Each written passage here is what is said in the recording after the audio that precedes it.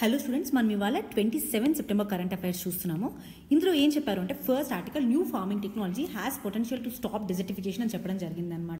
So ఈ కాంటెక్స్లో అసలు ఈ కొత్త ఫార్మింగ్ టెక్నాలజీ ఏంటి, ఇది డెజర్టిఫికేషన్ ఎలా ఆపుతుంది అనేది మాట్లాడుకుందాము. అసలు యుఎన్సిసిడి ప్రకారం మనం చూసుకున్నట్టయితే డెజర్టిఫికేషన్ అంటే ఏంటి, ఫస్ట్ ఆఫ్ ఆల్ డెజర్టిఫికేషన్ అంటే ఏంటి. యుఎన్సిసిడి యొక్క డెఫినేషన్ ప్రకారం చూసుకున్నట్టయితే ఎరిడ్, సెమీ ఏరియాడ్ కానీ డ్రై, సబ్ హ్యూమిడ్ ఏరియాస్లో ఎప్పుడైతే ఉంటాయో ఆ ఏరియాస్లో హ్యూమన్ యాక్టివిటీస్ ఉంటాయి కదా, దానివల్ల ల్యాండ్ డిగ్రేడ్ అవుతుంది కదా. సో క్లైమేట్ చేంజ్ వల్ల కానీ హ్యూమన్ యాక్టివిటీస్ వల్ల కానీ ల్యాండ్ డిగ్రేడ్ అయ్యేదని మనం డెజర్టిఫికేషన్గా చెప్తామన్నమాట. ఇండియాలో చూసుకుంటే ఎంత పర్సెంట్ ల్యాండ్ డిగ్రేడ్ అయిందో తెలుసా? 30% ఆఫ్ ద ల్యాండ్ డిగ్రేడ్ అవ్వడం జరిగింది. అండ్ థార్ డెజర్ట్ ఇక్కడ మనం చూసుకున్నట్టయితే నేషనల్ క్యాపిటల్ రీజన్లోకి ఎక్స్పాండ్ అవుతూ ఉంది. So one of the major reason ఏంటి, దానికి ఆరావళీస్ ఒక డెజర్టిఫికేషన్ దానికి ఒక మేజర్ రీజన్. అండ్ దాంతోపాటు అక్కడ ఉన్నటువంటి ఫార్మింగ్ ప్రాక్టీసెస్ అన్సస్టైనబుల్గా ఉండడం వల్ల, రైన్ఫాల్ సరిగ్గా ఎరాటిక్గా ఉండడం వల్ల, అండ్ దాంతోపాటు ఎస్పెషల్లీ మనం చూసుకున్నట్టయితే ఈ ఎకలాజికల్ థ్రెట్ ఏదైతే ఉందో దాన్ని రివర్స్ చేయాలంటే ఇన్నోవేటివ్ ఫార్మింగ్ టెక్నాలజీస్ కావాలి, డెజర్ట్ సాయిలిఫికేషన్ లాంటివి కావాలి. అండ్ ఇవన్నీ ఎకలాజికల్ థ్రెట్ని రివర్స్ చేస్తాయి అన్నమాట. నెక్స్ట్ మనం చూసుకున్నట్టయితే అసలు డెజర్టిఫికేషన్కి కాజెస్ ఏంటి. First deforestation. ఇక్కడ ఏదైతే మనకి ఫారెస్ట్ ఉంటాయో ఆ ఫారెస్ట్ని కట్ డౌన్ చేయడం కానివ్వండి, లాగింగ్ కోసం అని చెప్పి అన్సస్టైనబుల్గా వుడ్ని కట్ చేయడం, షిఫ్టింగ్ కల్టివేషన్ చేయడము. సో ఓవరాల్గా వెజిటేషన్ యొక్క కవర్ అనేది తగ్గిస్తుంది కదా, అది ఫస్ట్ కాజ్. మనం చూసుకున్నట్టయితే ఆరావళి హిల్స్ ఏరియాస్లో లార్జ్ స్కేల్ డిఫారెస్టేషన్ చేయడం వల్ల ఈ థార్ డెజర్ట్ అనేది ఇంకా యాక్సిలరేట్ అవుతుంది స్ప్రెడ్. రెండోది వచ్చేటప్పటికి ఓవర్ గ్రేజింగ్. ఇక్కడ మనం చూసుకున్నట్టయితే ఈ ఎరిడ్ స్టేట్స్, స్పెసిఫిక్గా రాజస్థాన్, గుజరాత్ లాంటి ఎరిడ్ స్టేట్స్ ఉన్నాయి కదా, అక్కడ లైఫ్ స్టాక్ ప్రెషర్ ఎక్కువగా ఉండడం వల్ల ఈ రాజస్థాన్ అండ్ గుజరాత్లో అక్కడ గ్రాస్ కవర్ ఏదైతే ఉందో స్ట్రిప్ అయిపోతుంది.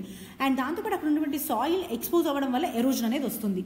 అండ్ అదే కాకుండా మనకి అన్సస్టైనబుల్ ఫార్మింగ్, గ్రౌండ్ వాటర్ యొక్క ఓవర్ ఎక్స్ట్రాక్షన్ కానివ్వండి, కెమికల్ ఇన్పుట్ అనేది ఎక్కువగా ఉండడం వల్ల సాయిల్ డిగ్రేడ్ అవుతుంది. ఎగ్జాంపుల్ పంజాబ్ అండ్ హర్యానాలో చూసుకున్నట్టయితే ఈ ప్యాడీ కల్టివేషన్ అనేది ఎక్సెసివ్గా చేసినప్పుడు ఈ soil salinity and desertification patches అనేవి బాగా ఎక్కువ డెవలప్ అయ్యాయి. అండ్ తర్వాత వచ్చేటప్పటికి క్లైమేట్ చేంజ్, టెంపరేచర్ రైజ్ అవ్వడము అండ్ ఎరాటిక్ రైన్ఫాల్ ఉండడం వల్ల ఓవరాల్గా ల్యాండ్ డిగ్రేడేషన్ ఏదైతే ఉందో అది ఇంకా వర్సన్ అవుతుంది అనమాట.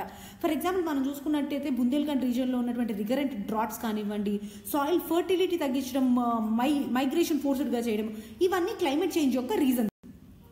నెక్స్ట్, కొత్త ఫార్మింగ్ టెక్నాలజీస్ ఎలా ఈ డెజర్టిఫికేషన్ని కాంబాట్ చేస్తాయి. ఫస్ట్ వచ్చేటప్పటికి పర్సిస్టెంట్ అగ్రికల్చర్, ఆర్టిఫిషియల్ ఇంటెలిజెన్స్ కానివ్వండి, డ్రోన్స్, సెన్సార్స్ని యూజ్ చేయడం వల్ల, వీటిలన్నింటినీ మనం ఆప్టిమైజ్ చేయడం వల్ల ఇంకా ముందుకు తీసుకెళ్ళగలుగుతాము, డెజర్టిఫికేషన్ తగ్గించగలుగుతాము. అండ్ నెక్స్ట్ వచ్చేటప్పటికి drip irrigation, micro irrigation, water use efficiency అనేది ఎక్కువగా ఉంటుంది. నెక్స్ట్ వచ్చేటప్పటికి agro forestry and silvo pastoral systems అంటారు. దీనివల్ల ఎరోజన్ తగ్గుతుంది, దాంతోపాటు ఫర్టిలిటీ అనేది ఇంప్రూవ్ అవుతుంది. నేషనల్ ఆగ్రో ఫారెస్ట్రీ పాలసీ కింద ఇవన్నీ తీసుకురావడం జరిగింది. నెక్స్ట్ వచ్చేటప్పటికి హైడ్రోపోనిక్స్ అండ్ వర్టికల్ ఫార్మింగ్. ఇది ఒక సాయిల్ లెస్ ఫార్మింగ్ అనమాట. సాయిల్ స్ట్రెస్ అనేది తగ్గుతుంది దీనివల్ల. మనకి చాలా స్టార్టప్స్ ఈ హైడ్రోపోనిక్స్ మీద, వర్టికల్ ఫార్మింగ్ మీద రావడం జరిగింది. నెక్స్ట్ వచ్చేప్పటికి biochar and soil microbial technology. So ఇక్కడ డిగ్రేడెడ్ సాయిల్స్ ఏవైతే ఉంటాయో వాటిని రిస్టోర్ చేస్తాయి. నెక్స్ట్ వచ్చేప్పటికి క్లైమేట్ రెసిలియంట్ క్రాప్స్, ఇక్కడ డ్రాట్ టాలరెంట్ వెరైటీస్ని డెవలప్ చేసుకోవడము. And GIS based land use planning, ISRO యొక్క భువన్ ప్లాట్ఫామ్ కానివ్వండి, ఇవన్నీ డెజర్టిఫికేషన్ చేస్తూ ఉంటాయి అన్నమాట. ఒక్కసారి మన రాజస్థాన్ యొక్క కేస్ స్టడీ చూసుకున్నట్టయితే రాజస్థాన్ యొక్క సెంట్రల్ యూనివర్సిటీలో ఉన్నటువంటి రీసెర్చర్స్ చేసినటువంటి కేస్ స్టడీ. సో బేసిక్గా ఇక్కడ ఒక సాయిలిఫికేషన్ టెక్నాలజీని డెవలప్ చేశారనమాట వీళ్ళు. అదేంటి అంటే ఈ డెజర్ట్ శాండ్ ఉంటుంది కదా, దాన్ని ఒక సాయిల్ లైక్ స్ట్రక్చర్ లాగా మాడిఫై చేయడం జరిగింది.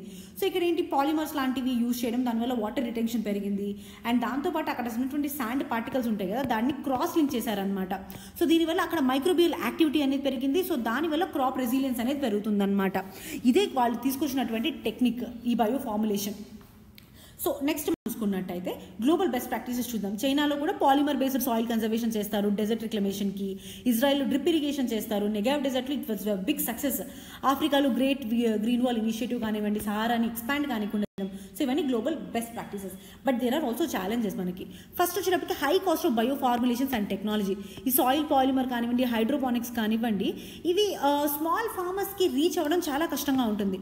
నెక్స్ట్ వచ్చేటప్పటికి మార్జినల్ ఫార్మర్స్లో చాలా తక్కువ అవేర్నెస్ ఉండడం. ఇవి బుందేల్ఖండ్ రీజియన్లో ఫ్లడ్ ఇరిగేషన్ అనేది ఇంకా ఎక్కువగా ఉంటుందన్నమాట. ఎందుకని వాటర్ స్కార్సిటీ లేదు, ఎక్స్టెన్షన్ సర్వీసెస్ అసలే లేవు. నెక్స్ట్ వచ్చేటప్పటికి fragmented land holdings. 86% of small and marginal farmers ఈ పర్సిస్టెంట్ ఫార్మింగ్ స్కేల్ చేయడం అనేది చాలా డిఫికల్ట్ అనమాట వాళ్ళకి. ఇది అగ్రి సెన్సస్ ప్రకారం మనం చూసుకున్నట్టయితే. ఇంకోటి need for large scale and long term trials. COUR wheat project కానివ్వండి, ఓవరాల్గా 1000 స్క్వేర్ కిలోమీటర్లు సస్టైన్ అవ్వడం జరిగింది. అంతేగాని ఇంకా స్టేట్ బేస్డ్ ఎక్స్పాన్షన్స్ అనేవి జరగలేదు. అంటే ఇవి స్మాల్ స్కేల్లో అవుతున్నాయి కానీ లార్జ్ స్కేల్లో వీటిని అడాప్ట్ చేయడం అనేది it is still a challenge. చూసుకున్నట్టయితే. And what could be the way forward చూసుకుంటే, ఫస్ట్ సాయిలిఫికేషన్ టెక్నిక్స్ సబ్సిడీస్ ద్వారా, పీపీఎస్ ద్వారా, స్టేట్ యొక్క సపోర్ట్ ద్వారా తీసుకురావాలి. అండ్ నెక్స్ట్ వచ్చేటప్పటికి రీసెర్చ్ అండ్ ఎక్స్టెన్షన్ ఫార్మర్ లింకేజెస్ని స్ట్రెంథెన్ చేయడము, ట్రెడిషనల్ వాటర్ సిస్టమ్స్ని మోడర్న్ టెక్నాలజీతో బ్లెండ్ చేయడము. సో దానివల్ల ఏమవుతుందంటే రాజస్థాన్లో ఖాదిన్ సిస్టమ్స్ని రివైవ్ చేశారనమాట స్పెసిఫిక్గా చూసుకున్నట్టయితే. అండ్ డ్రిప్ ఇరిగేషన్ అండ్ సాయిలిఫికేషన్ టెక్నిక్స్తోనే. అండ్ ఇంకొకటి వచ్చేటప్పటికి క్లైమేట్ రెసిలియంట్ క్రాపింగ్ ప్యాటర్న్స్ ఉంటాయి కదా, వాటిని ప్రమోట్ చేయడము, మిల్లెట్స్ని ఎంకరేజ్ చేయడము, international year of millets declare చేయడం ద్వారా వి ఎంకరేజ్డ్ మిల్లెట్స్. అండ్ అదే కాకుండా గ్లోబల్ కొలాబరేషన్ UNCCD కింద ఇండియా ఇజ్రాయెల్ యొక్క డ్రిప్ ఇరిగేషన్ అండ్ చైనా యొక్క సాయిల్ పాలిమర్ టెక్నాలజీ అడాప్ట్ చేసుకోవడం అనమాట. ఓవరాల్ రాజస్థాన్ ఈ సాయిలిఫికేషన్ ఎక్స్పెరిమెంట్ ద్వారా ఈ సైన్స్ని ఎట్లా మన బ్యారన్ ల్యాండ్స్ని ట్రాన్స్ఫార్మ్ చేయడానికి యూజ్ చేస్తున్నాం అనేది అర్థం చేసింది. అండ్ ఇక్కడ మనం చూసుకున్నట్టు ఇలాంటి innovations with precision farming, artificial intelligence, drip irrigation వల్ల మనం ల్యాండ్ డిగ్రేడేషన్ న్యూట్రల్ బై 2030 అవ్వగలుగుతాం అనమాట. ఇది మన ఫస్ట్ ఆర్టికల్. నెక్స్ట్ ఆర్టికల్ చూసుకున్నట్టయితే immediate impact of US tariff on pharma exports unlikely. So ఇక్కడ మనకి ఫార్మా ఎక్స్పోర్ట్స్ మీద USA టారిఫ్ వేయడం జరిగింది. ఇక్కడ ఒక్కసారి చూసుకుంటే ఇండియా వరల్డ్లోనే largest supplier generic మెడిసిన్స్కి. US 30 to 35% of India pharma ఎక్స్పోర్ట్స్కి అకౌంట్ చేస్తుందన్నమాట. అంటే $8 నుంచి $9 బిలియన్ యాన్యువల్గా. అండ్ ఈ టారిఫ్ డైరెక్ట్గా ఇండియా యొక్క ఎక్స్పోర్ట్ డ్రైవ్ అని ఫార్మా డ్రగ్ ఇండస్ట్రీ ఉంది కదా, దాన్ని ఇంపాక్ట్ చేయబోతుంది. సో ఒక్కసారి చూసుకున్నట్టయితే ఎకనామిక్ ఇంపాక్ట్ ఏంటి? ఫస్ట్ కాస్ట్ కాంపిటేటివ్నెస్ అనమాట. ఈ జెనరిక్స్ ఏవైతే ఉన్నాయో ఆస్ట్రోవాస్టిన్ కానీ ఇలాంటివి, ranitidine, so majorly price competition ఇస్తూ ఉంటాయి అనమాట. ఈ టారిఫ్స్ రైజ్ అవ్వడం వల్ల ఏమవుతుంది అంటే వాటి యొక్క కాస్ట్ పెరుగుతుంది, ఇండియాకు ఉన్నటువంటి అడ్వాంటేజ్ తగ్గిపోతుంది అనమాట. నెక్స్ట్ వచ్చేటప్పటికి మనకి రెడ్యూస్డ్ ఎక్స్పోర్ట్ వాల్యూమ్స్. ఓవరాల్గా లాస్ట్ టైం ఉన్నటువంటి ఎక్స్పోర్ట్ వాల్యూమ్స్ ఉండకపోవచ్చు, ఎక్స్పోర్ట్ వాల్యూమ్ తగ్గొచ్చు, ఎందుకంటే US బయర్స్ రీనెగోషియేట్ చేస్తారు టారిఫ్ పెరిగినప్పుడు అండ్ ప్రైసెస్ పెరిగినప్పుడు. Next stock market volatility. Pharma companies హెవీగా US యొక్క రెవెన్యూ మీద డిపెండ్ అయి ఉంటాయి. సో ఇప్పుడు స్టాక్ మార్కెట్లో కూడా సన్ ఫార్మా కానీ, రెడ్డిస్ కానివ్వండి, సో వీళ్ళ షేర్స్ అయ్యే ఛాన్సెస్ ఎక్కువగా ఉన్నాయి. Next sectoral impact. Small and marginal industries మీద చూసుకున్నట్టయితే హైదరాబాద్ క్లస్టర్స్ కానీ, గుజరాత్ క్లస్టర్స్ కానివ్వండి, small and marginal pharma clusters అనేవి ఉంటాయన్నమాట. ఫార్మా ఇండస్ట్రీస్ ఉంటాయి, వాళ్ళు ఇన్సాల్వెన్సీని ఫేస్ చేసే అవకాశం ఉంటుంది.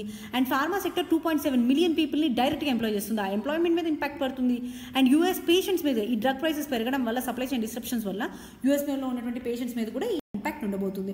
స్ట్రాటజీగా చూసుకున్నట్టయితే ట్రేడ్ టెన్షన్స్ అనేవి ఈ టారిఫ్స్ వల్ల ఆల్రెడీ ఉన్నాయి అండ్ అవి ఇంకా ఎక్స్కలేట్ అవుతాయి అనమాట. నెక్స్ట్ వచ్చేప్పటికి డైవర్సిఫికేషన్ పుష్. ఇండియన్ ఫర్మ్స్ ఏవైతే ఉన్నాయో ఆల్టర్నేటివ్ మార్కెట్స్ని చూసుకోవాల్సి ఉంటుంది. ఫర్ ఎగ్జాంపుల్ 2019 GSP విత్డ్రాల్ తర్వాత ఇండియా ఈ ఫార్మా ఎక్స్పోర్ట్స్ని కెన్యా, నైజీరియా, సౌత్ ఆఫ్రికాకి పెంచడం జరిగింది. సో అలానే మనం US ఒక్కటే కాకుండా ఆల్టర్నేట్ కంట్రీస్లోకి మార్కెట్స్ని తీసుకొని రావాలి. అలానే పాలసీ రెస్పాన్స్. ఇండియా ఈ WTO ఇచ్చినటువంటి టారిఫ్స్ని కాంటెస్ట్ చేయొచ్చు. ఇండియా ఈ US స్టీల్ ఇంపోర్ట్స్ని ఛాలెంజ్ చేసిన 2018లో. సో ఇలా మనం WTOకి తీసుకెళ్లి ఈ టారిఫ్స్ని కాంటెస్ట్ కూడా చేయొచ్చు.